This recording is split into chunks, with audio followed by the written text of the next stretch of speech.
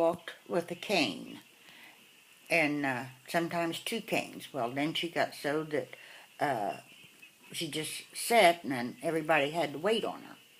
Okay. And she had an older sister, Alice. And so this was Emmeline you're talking about. Her daughter. Oh, her daughter. Yeah, my grandmother. And her name is? Emma. Emma. Emma.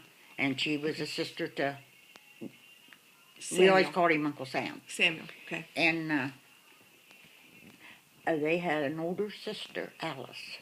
And it tells in this Yes. here about she stayed at home and took care of her mother after the dad died. Okay, she was schizophrenia. Okay. And she would roam certain times of the month. She would roam the roads. Well, the neighbor woman on down from her, Leah Scholler was her name. She called the cops and had her arrested. So Merle Conkle, that lived right down here, went up to the courthouse somewhere or other and had himself appointed guardian. Okay. And then my grandmother and grandpa took her in, and they got paid $35 a month for keeping her. And then she died here on this property in 1951. Her name was Alice. Okay. We always called her Aunt Al. And so she was Alice Armstrong. Yeah. Okay. She was the oldest girl. Oldest sibling of Samuel. Yeah. Okay. Sam was the oldest, and then we called her Aunt Al. Okay, and then you were talking about the church uptown. You were talking about how yours... As when Grandma could get around good, why, Mom and Dad and Grandpa, we'd go to church. Mm-hmm. Then all of a sudden, we didn't. Now, why, I have no idea. So you didn't go to the church in Salamone here when No. Samuel preached? No. Really? No, because we was, the First Church of Christ. Right. No, we didn't go up man, there. I wish I'd have brought this other picture then. I just got a picture that I found going through stuff, and it was taken in when my mom was 10, 1933. Would you have been going there at the time? I was born in 35. Okay, sorry. Sorry, that was rude, wasn't it? No, sorry. No, that wasn't rude. But I remember your mother really, really well, and your grandparents on your mother's side. Do you? Yeah. Okay. Well, I want to talk about Armstrongs, but you can tell me about them too, because I have nobody to ask. So, when Samuel, tell me a little bit about his as a teacher, what you remember him. This is all hearsay. They always said that he was a rough and tough teacher. And they said that he ran this kid's head through the blackboard. So... Well, I can believe the How temper did of he do my that? dad. You just pick up the kid and throw him at the blackboard? I don't know, but that's what they always said over here at Madison. Yeah. And see, that's where I went to school for 12 years, was Madison. Okay. That's where my dad went to school then. But you're a lot younger than they are. Yes. Because my oldest sister, Betty, she was born in 24. And I imagine... And my dad and mom were born in 23. So... Yeah, they was...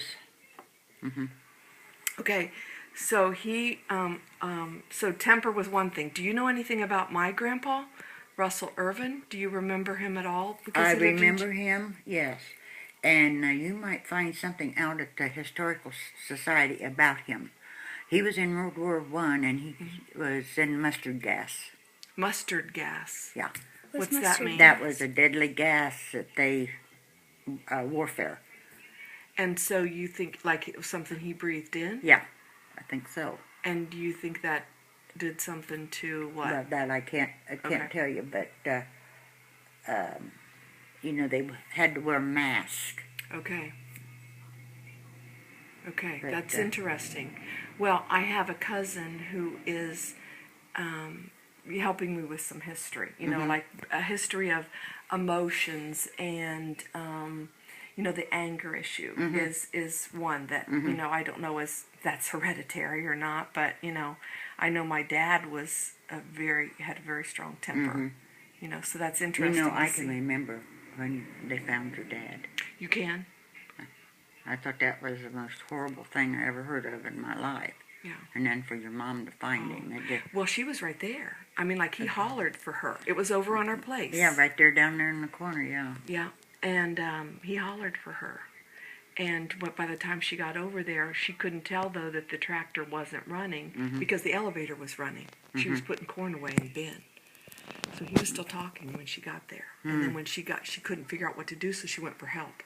But by the time the help got there, it was too late. Yeah. Tragic. I thought that was terrible. Tragic. Yep. Yeah, almost 40 years. In February, it'll be 40 years. Yep. Okay, let's see. So your family is back through Joshua. Mm-hmm.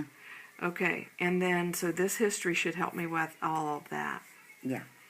Okay.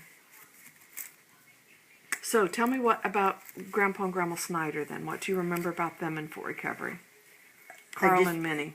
I just remember going to church and class socials. We used to have class socials. I do remember that. I must have been 9, 10 years old when we quit going to church. Oh. And I know my mom and dad were friends with Carl and Minnie. Okay. The Zoni Hall. Oh yeah, she was married to Dan, who was my Grandma Minnie's brother. Okay. And they're the ones that built, I believe, the house that we lived in on Fox Road, because they didn't have kids. Mm-hmm. It was either them or Bill and Sarah. Was there Bill King? Yeah, Bill. He's the one who was deaf, and he had the tin. You know where the tin cupboard is now? That used to be a tin shop. Yep. Do you remember that? Yep. And he was deaf, and he had that shop. And I believe his wife was Sarah. So Sarah was married to Bill, and Zona was married to Dan. And one of the set built the house where we lived at on Fox Road. That was whole land. Yeah. Okay. So do you go ahead? That's just about all I can remember That's about them. I can close my eyes and picture them. That's okay. But, so your parents were friends with them. yeah. That's awesome. Yep. Okay.